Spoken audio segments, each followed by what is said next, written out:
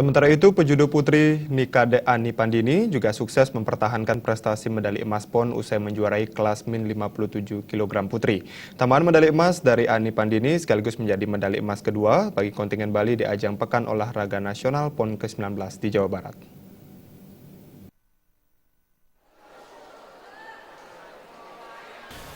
Kelas min 57 kg putri di cabang judo seolah menjadi tambang medali bagi kontingen Bali pada 2 PON berturut-turut. Setelah di PON ke-18 Riau, tercipta All Bali Final. Prestasi yang sama kembali terulang di PON Jawa Barat.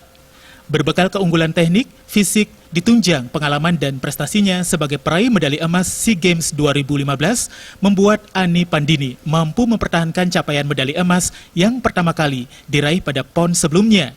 Mengenakan dogi putih, Ani Pandini mampu menyudahi perlawanan rekan sedaerahnya, Prapti Virginia, melalui kemenangan Sido, setelah Virginia dinyatakan 3 kali melakukan pelanggaran oleh wasit.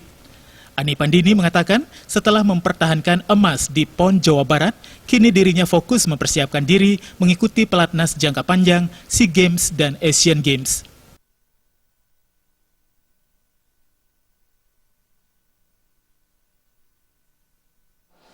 Enggak sih, malah lebih enjoy kan karena udah biasa sering ketemu soalnya. Jadi strategi apa sih yang dipakai? Karena kan kondisinya kan masih cedera. Tampil semaksimal mungkin loh. Untuk selanjutnya setelah PON ini apa target? Selesai PON ini nanti pelatnas jangka panjang untuk SEA Games sama ASEAN.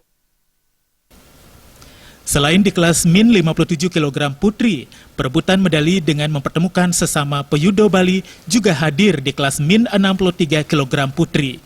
Ayu Intan Lestari yang mengenakan dogi putih harus meladeni perlawanan Aditya Putri yang berlaga dengan dogi biru guna memastikan raihan medali perunggu. Melalui pertarungan yang cukup alot, Ayu Intan Lestari akhirnya sukses memenangi perebutan medali perunggu usai meraih kemenangan IPON. Dari Bandung, Jawa Barat, Alit Sidi dan Angga Ratana melaporkan.